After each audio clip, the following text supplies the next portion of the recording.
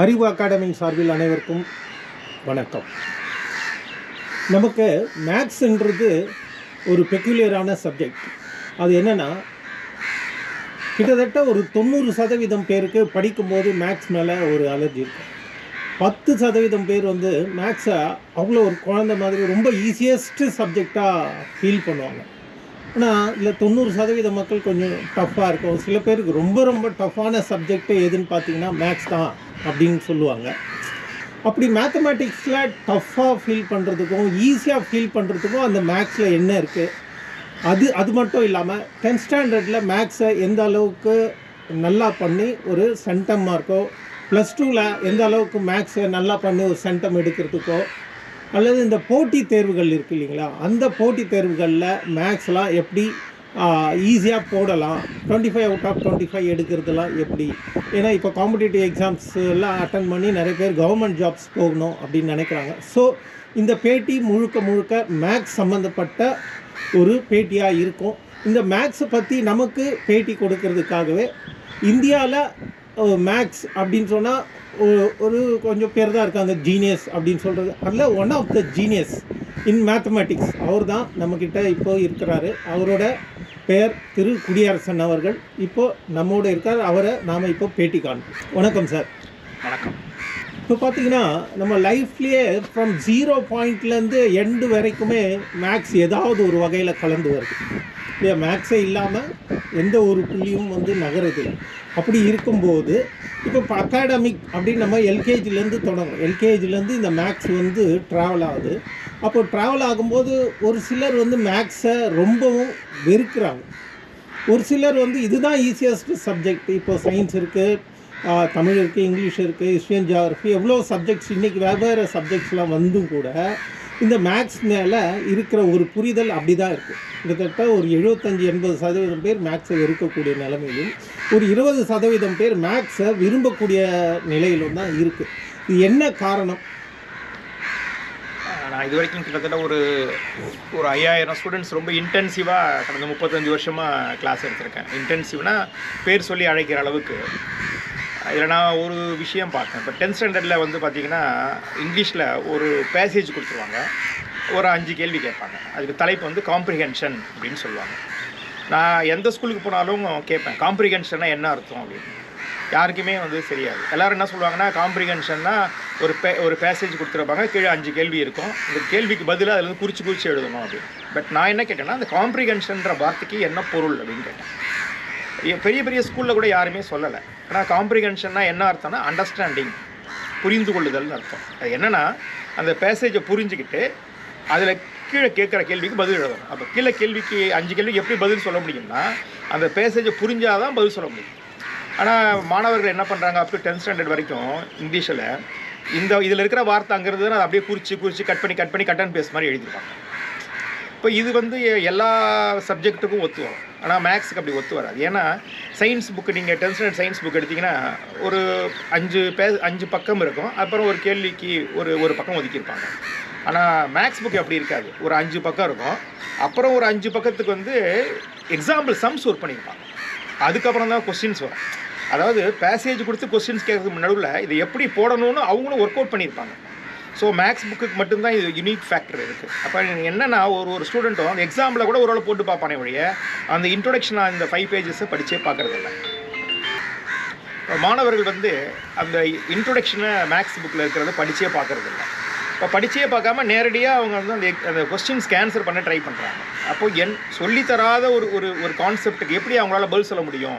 அந்த எக்ஸாம்பிள் சம்ஸையும் பார்க்கும்போதும் அவங்க அந்த எக்ஸசைஸ் சம்ஸையும் ரிலேட் பண்ணிக்க கூட அவங்களுக்கு தெரியல. அப்போ ஒரு 10th ஸ்டாண்டர்ட் ஸ்டூடெண்ட்டு மட்டும் இல்லை, பொதுவாக ஒரு மேக்ஸ் ஸ்டூடெண்ட் எப்படி இருக்கணும்னா, அந்த இன்ட்ரொடக்ஷனை முதல்ல படிக்கணும். படிச்சுட்டு அதுக்கப்புறம் அந்த இன்ட்ரொடக்ஷனை பேஸ் பண்ணி ஒர்க் பண்ண எக்ஸாம்பிள் சம்ஸ், எக்ஸசைஸில் 10 இருந்ததுன்னா எக்ஸாம்பிள் கண்டிப்பாக 10 இருக்கும். அந்த சம்ஸை ஒர்க் அவுட் பண்ணி பார்க்கணும்.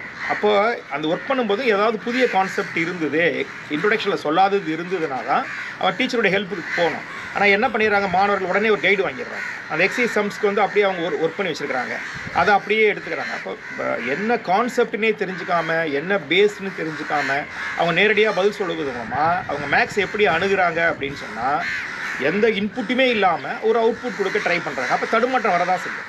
அப்போ தான் அதுதான் வந்து இன்றைக்கி வந்து எல்லா 10th ஸ்டாண்டர்ட் 11th 12th ஒரு மிகப்பெரிய தடுமாற்றம். இப்போ டீச்சர்ஸும் வந்து நிறைய ஸ்கூல்ஸில், அது குறிப்பாக அரசு உதவி பெறக்கூடிய பள்ளிகளில் நான் கவனித்த இடத்துல யாருமே அந்த இன்ட்ரொடக்ஷனை படிக்க சொல்கிறது. குறைந்தபட்சம் என்ன பண்ணணும், அந்த இன்ட்ரொடக்ஷனை படிக்க சொல்லிவிட்டு அதை பற்றி ஒவ்வொரு ஸ்டூடெண்ட்டும் ஒரு 2 பாயிண்ட்டை சொல்லலாம். இப்போ கிளாஸில் 40 பேர் இருக்காங்கன்னா ஒரு ஆளுக்கு ஒரு 4 பாயிண்ட் சொல்ல சொன்னாங்கன்னா ஒரு 160 பாயிண்ட்ஸ் வந்து சொன்னால் இன்ட்ரொடக்ஷனே வந்து கம்ப்ளீட் ஆகிடும். அதுக்கப்புறம் வந்து கொஸ்டின்ஸ் கேட்டால் அந்த பையனால் வந்து அது ரிலேட் பண்ணி பதில் சொல்ல முடியும். அப்படி சொல்ல முடியாத நேரத்தில் தான் அந்த ஆசிரியர் வந்து உதவி செய்யணும். ஆனால் நம்மளுடைய இந்தியன் மேத்தமெட்டிக்கல் ஸ்கூல்ஸ் சிஸ்டம் எப்படி இருக்குன்னா, அந்த ஸ்டூடெண்ட்டுக்கு நேரடியாக பதிலை கொடுத்துட்றாங்க. அவனும் வந்து இது எப்படி வந்தது அப்படின்னு கேட்டால் அவனுக்கு பதில் தெரியுது. ஏண்டா வந்ததுன்னா தெரியாது. திடீர்னு 2ஆல் மல்டிப்ளை பண்ணி 2ஆல் டிவைட் பண்ணுவான். எப்படி சார்னா 2/1 தானேப்பா, 1ஆல் மல்டிப்ளை பண்ணுற மாதிரி தானேப்பான்னுவான். ஏன் மல்டிப்ளை பண்ணணும்னா அவனுக்கு தெரியாது. அப்போ தான் ஆன்சர் வரும் அப்படின்னுவான். ஸோ அந்த ஒய் அப்படின்ற அந்த கொஸ்டினுக்கு ஆன்சர் தெரிஞ்சுக்க விரும்பவே இல்லை. இது ஒரு ஃபார்முலா அப்படின்னு சொல்லிடுறான். நிறைய ஸ்டூடெண்ட்ஸ் வந்து 10th ஸ்டாண்டர்ட் 11th 12th மேக்ஸில் வந்து ஃபார்முலாவே கிடையாது. மேக்ஸில் அடிப்படையான விஷயம் ஒன்று தான். ஒன்று புரிந்து கொள்ளுதல், 2வது ஞாபகம் வச்சுக்கிறது. 2 தான். அதாவது understanding 50%, another 50% is remembering. There is no question of memorising. But இன்றைக்கி எந்த ஸ்டூடெண்ட்டை கேட்டாலும் மெமரைஸ் பண்ணி வச்சிடறான். ஸோ அதனுடைய விளைவு என்ன ஆகிடுது அப்படின்னா, மெமரைஸ் பண்ணும்போது தப்பு நடந்தால் அந்த ஆன்சரே அவன் தப்பாக புரிஞ்சுக்கிறான், லாஜிக்கலாக தப்பாக புரிஞ்சுக்கிறான். அப்படி படிச்சுட்டு வந்தவங்களே இன்றைக்கி பெரும்பாலான பேர்கள் இன்றைக்கி வந்து ஸ்கூலில், அதுவும் குறிப்பாக இந்த மார்க்கெட் ஓரியன்ட் ஸ்கூல்ஸ்லாம் டீச்சராக இருக்கிறதுனால அவங்களும் அப்படியே ஸ்டூடெண்ட்டுக்கு சொல்லித்தராங்க. அந்த பையனும் ஏன்னு கேட்டால், இதெல்லாம் தெரிஞ்சால் நான் சயின்டிஸ்ட் ஆகிட்டு இருப்பேன்ப்பா, நான் ஏன் 10th ஸ்கூல் டீச்சராக வந்து உட்காந்துருக்கிறேன், இவ்வளோ தான் தேவை, எக்ஸாம் எழுதி பாஸ் பண்ணி வந்தேன் அப்படின்னு. அந்த ஆசிரியருக்கே அந்த ஒரு ஃபுல்னஸ் இல்லை. அப்போ அந்த ஸ்டூடெண்ட் என்ன பண்ணணும் அப்படின்னா, புக்கில் இருக்கிற இன்ட்ரொடக்ஷன் படிக்கணும், சம்ஸை ரிலேட் பண்ணி போடணும். இது மாதிரி சம்ஸு பேரலாக இருந்ததுன்னா அதையும் ஒர்க் அவுட் பண்ணி பார்க்கும்போதும் அவனுக்கு வந்து நம்ம சார் வந்து தெரிஞ்சுக்கிறத தாண்டி நிறைய விஷயம் இருக்குன்னு அவன் புரிஞ்சிடுச்சுன்னா அவனுக்கு ஒரு தேடுதல் சிந்தனை வந்துடும். அதுதான் வந்து மேக்ஸில் வந்து ரொம்ப ரொம்ப முக்கியமான ஒரு விஷயமா பார்க்கணும். இப்போ வந்து இப்போ சயின்ஸ் சப்ஜெக்ட் எடுத்துங்களேன். சயின்ஸ்லேயே ஃபிசிக்ஸ் இருக்குது, கெமிஸ்ட்ரி இருக்குது, பயாலஜி இருக்குது. ஆனால் ஃபிசிக்ஸை ஈஸியாக படிக்கிறாங்க, பயாலஜியை ஈஸியாக படிக்கிறாங்க. கெமிஸ்ட்ரின்னு வரும்போது தடுமாறுறாங்க. ஏன்னா அதில் வந்து சில ஃபார்முலாஸ் இருக்குது, சில நேம்ஸ் எல்லாம் அவங்களுக்கு வந்து புரியறதில்ல. அதுக்கான கெமிக்கல் நேம்ஸ் எல்லாம் இருக்குதுங்களா, அதெல்லாம் புரியல. அது ஃபார்முலா பேஸ்டு ஈக்குவேஷன்ஸும் வருது. ஸோ இதே மாதிரியான அப்ளிகேஷன்ஸ் தான் மேக்ஸ்லேயும் நிறையா ஃபார்முலாஸ்லாம் வர்றதுனால ஒரு டஃப்பாக. இப்போ அல்ஜிப்ரா எடுத்திங்கன்னா அதில் வந்து நிறையா ஃபார்முலாஸ் வருது. ஸோ அதுவும் அவங்கள வந்து டிஃபிகல்ட் அப்படின்ற ஃபீலிங் கொண்டு போயிடுதோ. இப்போ உங்களை நான் ஒரு கேள்வி கேட்குறேன். 3 புள்ளி வைக்கிறேன், அதுக்கு கீழே ஒரு 3 புள்ளி, அதுக்கு கீழே ஒரு 3 புள்ளி, அதாவது இப்படி ஒரு 3 புள்ளி, அப்புறம் ஒரு 3 புள்ளி, அப்புறம் 3 புள்ளி, அது எப்படி பார்த்தாலும் 3 புள்ளி. அப்போ மொத்தம் எவ்வளோ இருக்குதுல்ல? 9 புள்ளி. 9. அப்போ இது ஒரு 3, இது ஒரு 3. இப்போ இதை கம்ப்ளீட் பண்ணால் என்ன ஷேப் கிடைக்கும்? ஸ்கொயர் கிடைக்கும். அப்போ 3 ஸ்கொயர் வந்து 9. இப்போ 9 புள்ளின்னு சொல்லியிருக்கு. இப்போ 4 புள்ளி வச்சிங்கன்னா 16 வரும். அப்போ 4 ஸ்கொயர் வந்து 16. நம்ம என்ன பண்ணுறோம், 4 ஸ்கொயர்னால் 16னு சொல்கிறோமே ஒழிய 4 ஸ்கொயர் எப்படி வந்தது? இப்போ 1 ஸ்கொயர் இஸ் 1. அப்போ ஒரே ஒரு பாயிண்ட், அப்போ ஒரு ரோ தான், ஒரு காலம் தான் 1. அப்போ 5 ஸ்கொயர்னால் 5 புள்ளி இப்படி ஹரிசாண்டலாக இருக்குது, 5 புள்ளி வெர்டிக்கலாக இருக்குது. ஸோ டோட்டலாக 5 × 5 25. இப்போ ஸ்கொயர் அதை கம்ப்ளீட் பண்ணால் ஒரு ஜியோமெட்ரிக்கல் ஷேப் வந்து ஸ்கொயராக கிடைக்குது. அந்த ஸ்கொயருன்ற ஷேப்பே இது வந்து ஒரு மேத்தமெட்டிக்கல் கான்செப்ட் தான். பட் எந்த ஒரு ஸ்டூடெண்ட்டுக்கும் அந்த ஸ்கொயர்னா என்ன அப்படின்றதுனா 5 ஸ்கொயர்னா 25ன்னு சொல்கிறானே வழிய, இந்த ஸ்கொயர் வந்து இதையும் ஸ்கொயர்னு சொல்கிறோம், இதையும் ஸ்கொயர்னு சொல்கிறோம், ரெண்டுத்தையும் ஒன்றா இருக்கே, இதையே நம்ம ரிலேட் பண்ணி பார்க்கணும் அப்படின்னு ஒரு 10th ஸ்டாண்டர்ட் ஸ்டூடெண்ட் இல்லை, +2 ஸ்டூடெண்ட்ஸ் கூட தெரியும். அவனுடைய காமன் சென்ஸ், மேக்ஸ்ன்றது எக்ஸ்டென்ஷன் ஆஃப் காமன் சென்ஸ். நம்மளுடைய காமன் சென்ஸினுடைய ஒரு எக்ஸ்டென்ஷன் தான் மேத்தமெட்டிக்ஸ். அவன் இந்த மாதிரி விஷயங்கள் அவன் யோசிக்கிறதே கிடையாது. அப்போ அது மாதிரி நிறைய விஷயங்கள் அவன் மேத்தமெட்டிக்கலாக சில விஷயத்தை அவன் அனலைஸ் பண்ணால் புரிஞ்சிடும். இப்போ உதாரணத்துக்கு இப்போ நம்ம CO2 அப்படின்னு சொல்கிறோம். CO2 தமிழில் கெமிஸ்ட்ரியில் வந்து கார்பன் டை ஆக்சைடுன்றோம்.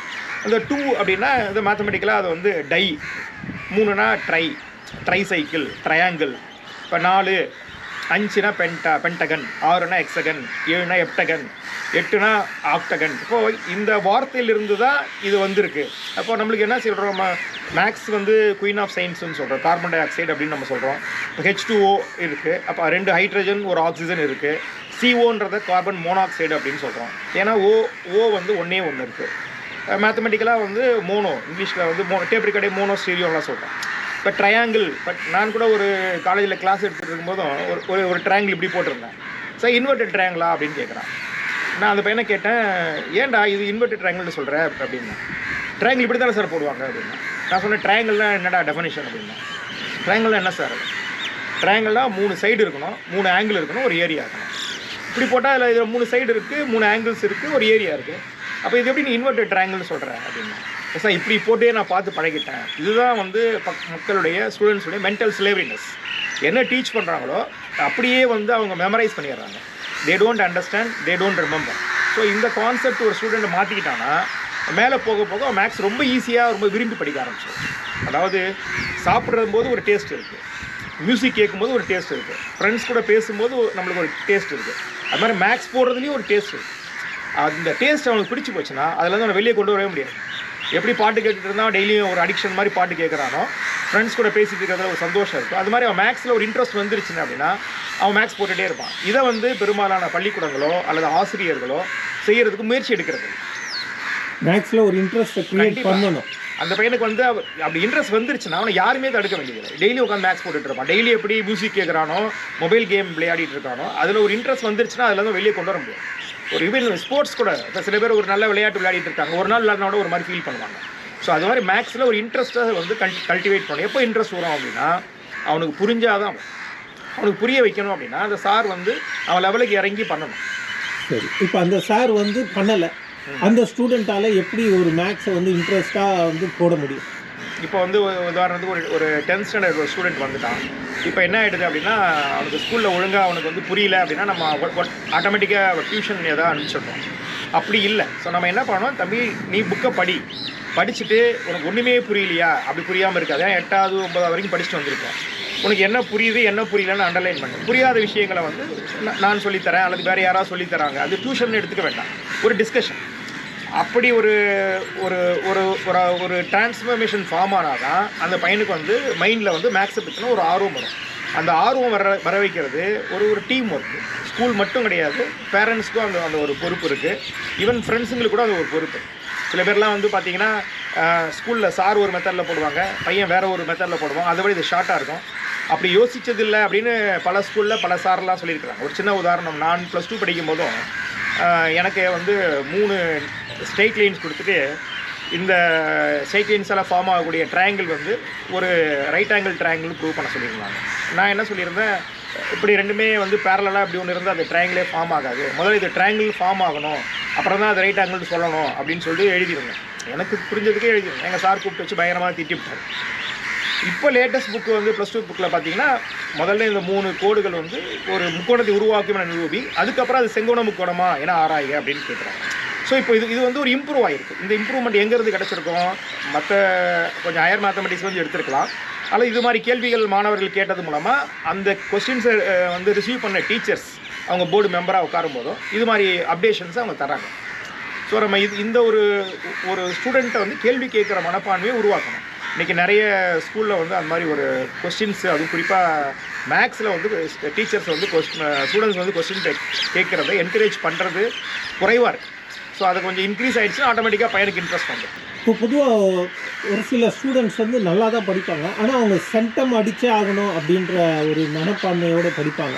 மேக்ஸில் சென்டம் அடிக்கிறதுன்றது ஒரு சிலருக்கு சாத்தியப்படுது, பலருக்கு அது வந்து சாத்தியமாகலை. ஏன்னா ஒரு கிளாஸ்லேயே ஒரு 2 பேர், ஈவன் நல்லா படித்தா கூட 2 பேர் தான் வராங்க, இல்லை ஒருத்தர் தான் சென்டம் அடிக்கிறாங்க.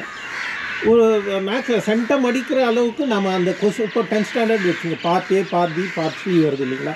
இல்லை எப்படி இதெல்லாம் அட்டன் பண்ணுறது, ஃபஸ்ட்டு எதை அட்டன் பண்ணுறது, ஏதாவது நிறைய பேருக்கு டைம் வேறு ஆகிடுது.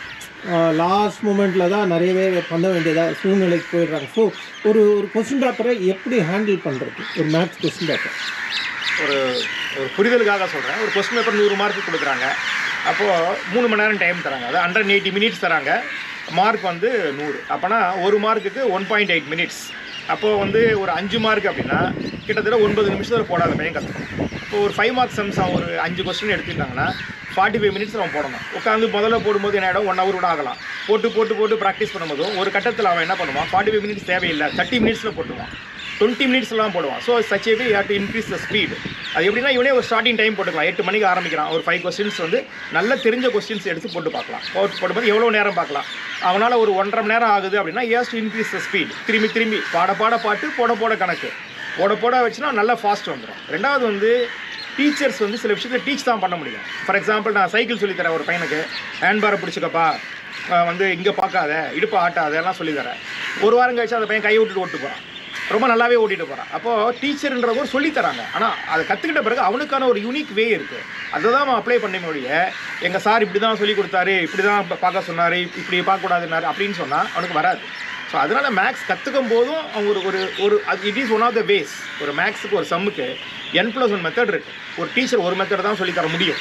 சரி, n மெத்தட்ஸ் இருக்குது. அது அவனாக புரிஞ்சுக்கிட்டானா, அதனால தான் காம்படிட்டிவ் எக்ஸாமினேஷனில் பார்த்தீங்கன்னா ஒரு ரொட்டீன் மெத்தடில் போட்டோம்னா 3 நிமிஷம் ஆகும். ஷார்ட்கட்டில் போட்டிங்கன்னா 30 செகண்டில் போட்டுடலாம், 20 செகண்டில் போட்டுடலாம். ஸோ அப்போ 360 டிகிரிஸ் அவன் மைண்டு ரொட்டேட் ஆகணும்னா you should know all the possible methods.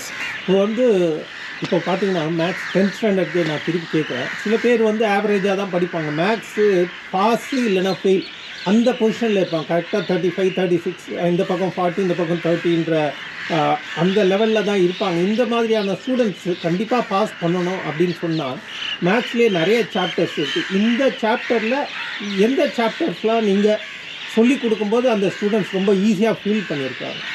இப்போ ஃபார் எக்ஸாம்பிள் எல்லாருக்கும் மேட்ரிசஸ் ரொம்ப பிடிக்கும். என்ன காரணம்னா அது ஜஸ்ட் அடிஷன், சப்ட்ராக்ஷன், மல்டிப்ளிகேஷன் அவ்வளோதான்.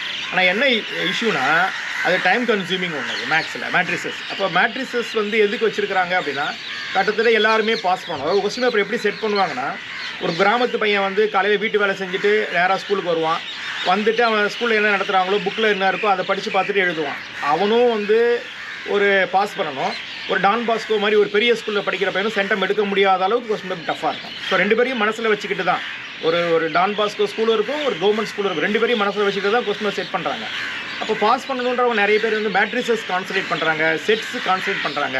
ஆனால் நான் என்ன நினைக்கிறேன் அப்படின்னா ட்ரிக்னாமெண்ட்ரியோ அல்லது 3 டைமென்ஷனோ அது மாதிரி சம்ஸ் நம்ம எடுத்து போடும்போது என்ன ஆயிடுதுன்னா டைம் வந்து குறையும், மைண்ட் வந்து அப்ளை பண்ணலாம், நிறைய மார்க்கு வந்து ஸ்கோர் பண்ணிட்டு போயிடலாம். ஸோ அதாவது ஹார்ட் ஒர்க்கை விட ஸ்மார்ட் ஒர்க் ரொம்ப இம்பார்ட்டன்ட். எப்படி அது ஸ்மார்ட்டாக வந்து மார்க் எடுக்கிறது அப்படின்றத அவன் கற்றுக்கிறதுக்கு வேணால் கொஞ்சம் நாள் அதிகமாக தேவைப்படலாம். அதுக்கு ஒன்ஸ் அவன் கற்றுக்கிட்டான் அப்படின்னா ரொம்ப ஷார்ட்டாக வந்து அதை போட்டு நிறைய மார்க் ஸ்கோர் பண்ணிட்டு போயிடுவான். ஆனால் நீங்கள் நான் நிறைய ஸ்கூலில் நான் திரும்பி ரிப்பீட்டடாக பார்க்குறேன், மேட்ரிசஸ் கம்பல்சரியாக நடத்துகிறாங்க, செட்ஸ் வந்து கம்பல்சரியாக நடத்துகிறாங்க. எக்ஸாமில் வந்து அதை போடுறவனுக்கு வந்து டைம் பத்தலை அப்படின்னு சொல்கிறான். நீங்கள் இதே ஒரு ட்ரிக்னாமெட்ரி சம்ஸ் பார்த்தீங்கன்னா 4 ஸ்டெப்பில் வந்துடும். அதே மாதிரி ஒரு கோஆர்டினேட் ஜாமெட்ரி போட்டிங்கன்னா ஒரு 4 ஸ்டெப்பில் வந்துடும். ஒரு 5 மார்க்ஸுக்கு கிட்டத்தட்ட வந்து 9 மினிட்ஸ் எடுத்துக்கிறான். அவன் பார்த்தீங்கன்னா 2 மினிட்ஸ் 3 மினிட்ஸ் சம்மர் போட்டு போயிடலாம்.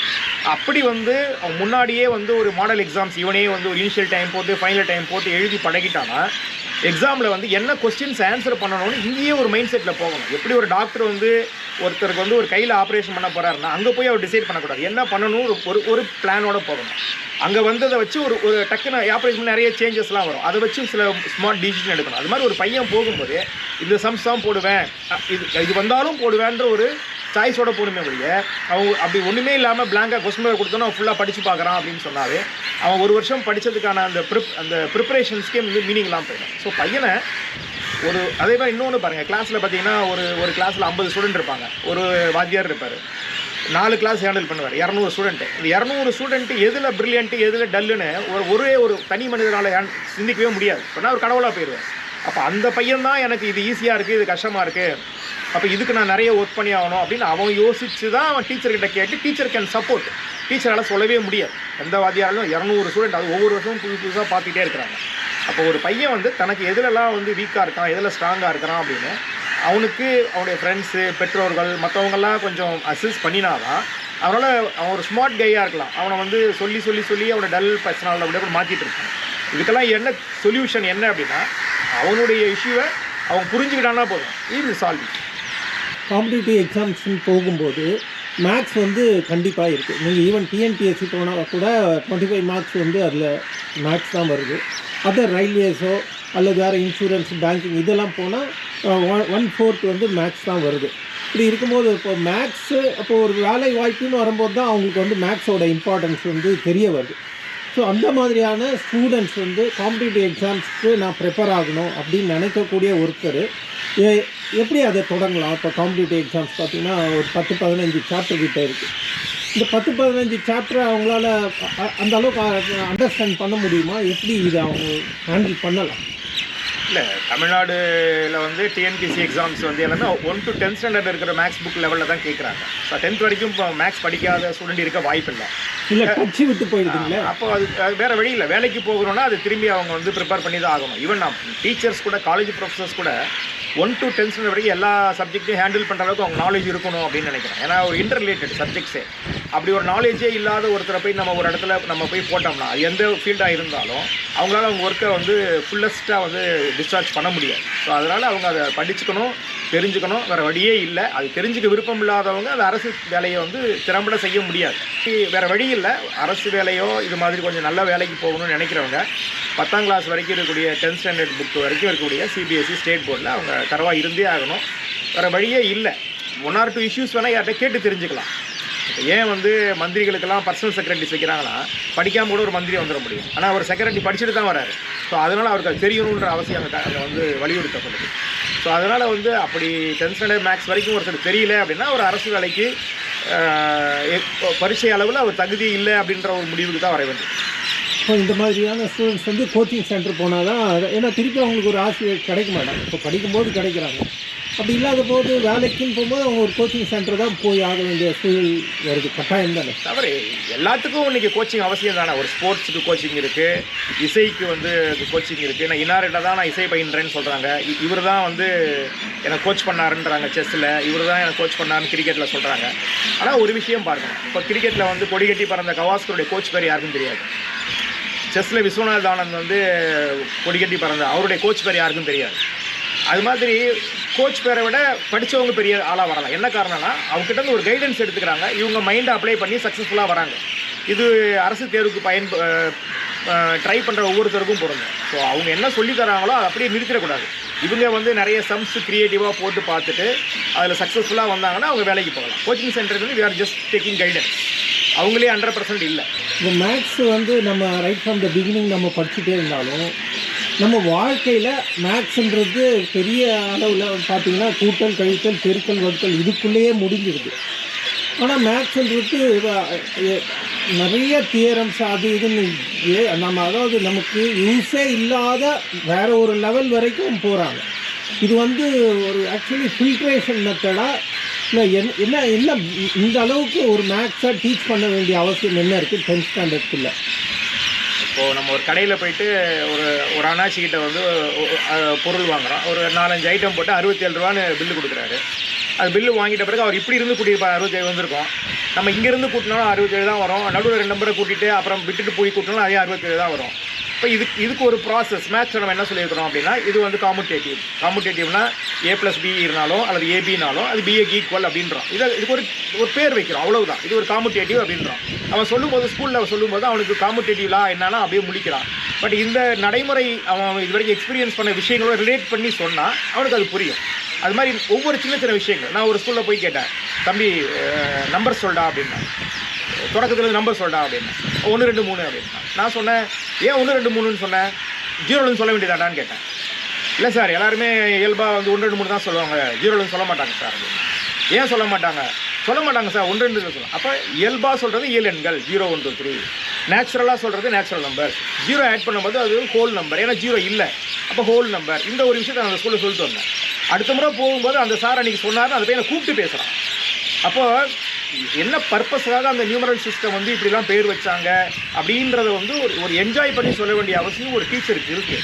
ஒரு டீச்சருன்றவங்க ஜஸ்ட் டீச் பண்ணுறது மட்டும் கிடையாது. அவங்க வந்து அந்த ஸ்டூடெண்ட்டை வந்து புரிஞ்சுக்கிட்டு திரும்பி அவன் சொல்கிறதுக்கான ஒரு எபிலிட்டியை க்ரியேட் பண்ணணும். இது ஒரு மிக முக்கியமான ஒரு கடமை. அதனால தான் நான் முதல்ல சொன்ன மாதிரி எவ்வளோ வந்து கிரிக்கெட் கற்றுக் கொடுத்த கோச்சை விட ஸ்டூடெண்ட்ஸ் தான் சக்ஸஸ்ஃபுல்லாக வராங்க. ஆனால் ஸ்கூல்லேருந்து படிச்சுட்டு வர டீச்சரை விட இவங்க சக்ஸஸ்ஃபுல்லாக வரணும்னா அவனுக்கு அந்த ஆர்வத்தை தூண்டும். எப்படி ஒரு கோச்சுக்கு முக்கியமோ அது மாதிரி டீச்சர்ஸ்க்கும் அது முக்கியம். ஆனால் அது வந்து கிராமப்புறங்கள்லாம் சில டீச்சர்ஸ்லாம் எக்ஸப்ஷனலாக பர்ஃபார்ம் பண்ணுறாங்க, சிட்டிலேயும் சில பேர் பண்ணுறாங்க. ஆனால் என்ன சிக்கல்னா, நான் பர்சனலாக ஃபீல் பண்ணுறேன். நான்லாம் வந்து என்னுடைய யூஜி முடிச்சுட்டு நான் ஒரு ஸ்கூலில் வாத்தியார் வேலைக்கு போகும்போதும் நேற்று நார்மல் டிஸ்ட்ரிபியூஷன் நடத்தினேன், இன்றைக்கி பாய்சன் நடத்தணும்னு யோசிச்சுட்டு போனேன். ஆனால் இன்றைக்கி ஒவ்வொரு டீச்சரும் வரும்போது தான் வீட்டு வாடகை கொடுக்கணும், பால் பாக்கி இருக்குது, பையனுக்கு ஸ்கூல் ஃபீஸ் கட்டணும், இப்படின்ற ஒரு மனநிலையிலேருந்தே வராங்க. காரணம் அவங்களுடைய வறுமை.